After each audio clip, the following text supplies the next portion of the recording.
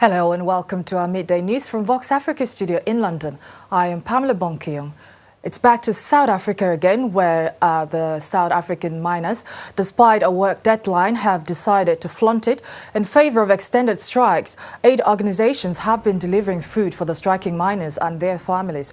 For most of the miners, who earn about $10 a day for spending 8 hours underground, the strike remains justified as what they earn barely fits their families.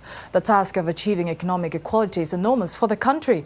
The main blame has been on the country's leadership. Zuma's administration has been criticized for not displaying the political clout needed to tackle the issue.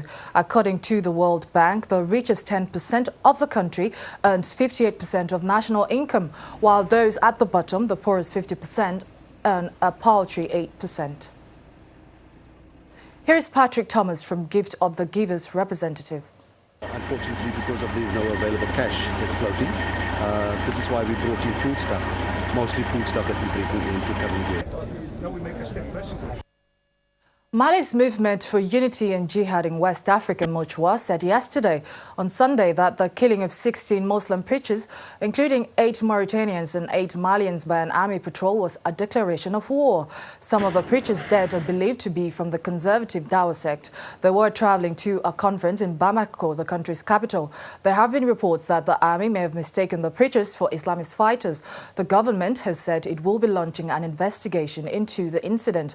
However, political analysts have warned that mutual warnings should be taken seriously. Let's hear from Ali Toure, a political analyst. The mutual declaration of war statement must be a strong message to the Malian authorities that they should finally take their responsibility in hand and deal with this situation. If we don't do anything, Muchwa will occupy the whole of the territory. We don't have a choice anymore. We can't wait no longer. We already have a chaotic situation. According to a report by Amnesty International, prisoners in Chad are being held under such inhumane conditions that a prison sentence may as well be a death sentence. The report equally gives details of overcrowding resulting in some prisoners dying of asphyxiation, with 7 others shot by guards. Most prisoners, who are often emaciated and weak, share unventilated cells. Authorities of the country have been urged to investigate the alleged abuses going on in prisons across the country. The Amnesty report also said that researchers had seen children as young as 7 months old staying with their mothers in cells. Now is off to Turkey, which has become the first point of contact for refugees from all over the Middle East, and the country is feeling the weight of the responsibility lately. Turkey has called on the international community to find a solution for the abating influx of refugees who use their country as the transit point for migration to other parts of the world. Turkey's special geographic position, that's between Asia and Europe, has made it an important transit station for refugees heading for Europe's other countries. The country's government has been working hard at cracking down on illegal immigration, but that still remains a major challenge. Let's hear from a Turkish official from the Refugee Aid Agency. If they don't have any asylum claim, they will be deported. But for Syrian nationals, I think after their interviews, they might be directed to the camps. The announcement that Iraq's fugitive vice president Tariq al-Hashemi was sentenced to death led to a spate of bomb attacks yesterday in mainly Shia Baghdad district. Over 100 people were killed in what has been one of the bloodiest days of the year. A bomb went off in a busy commercial area, killing 50 people.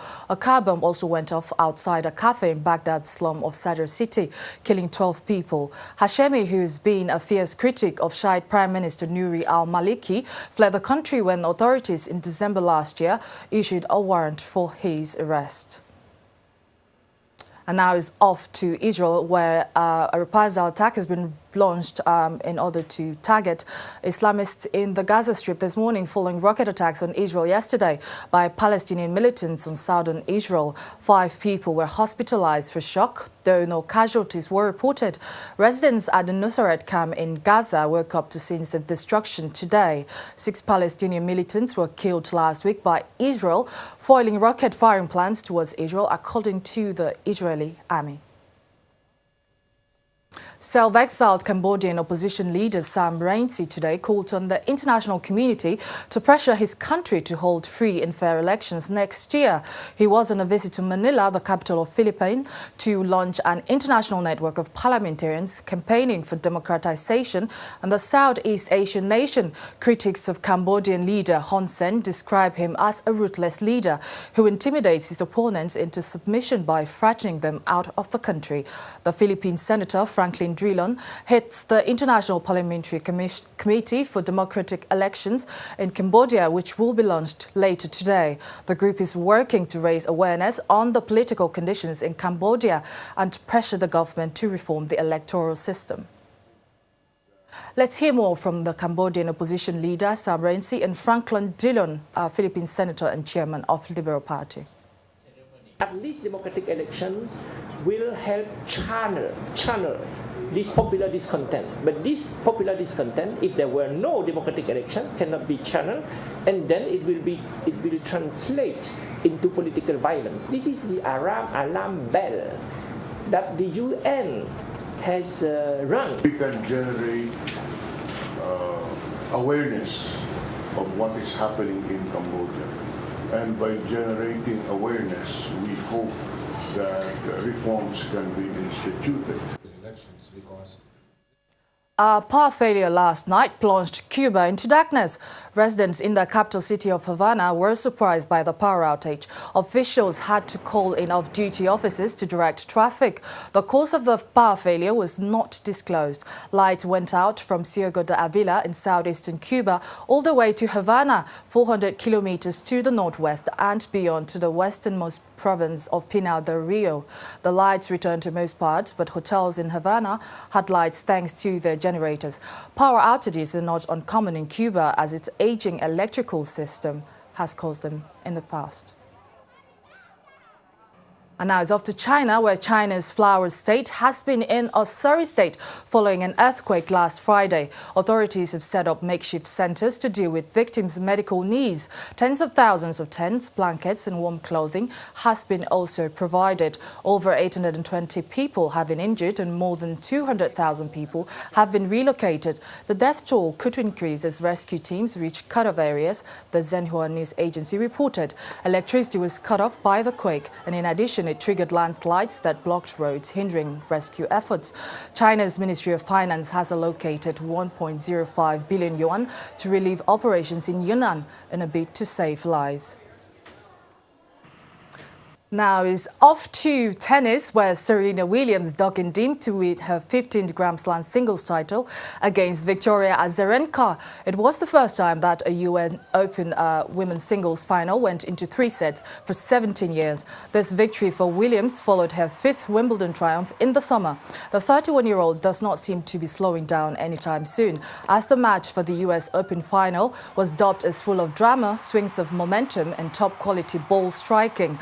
Azarenka, the world-seeded #1, was not an easy play and held until the last set when she finally gave in to her nerves.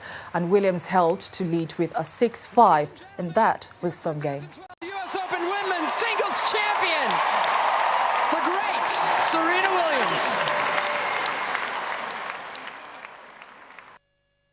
Thanks for watching, and please visit our website at www.voxafrica.co.uk/news for more updates. Goodbye.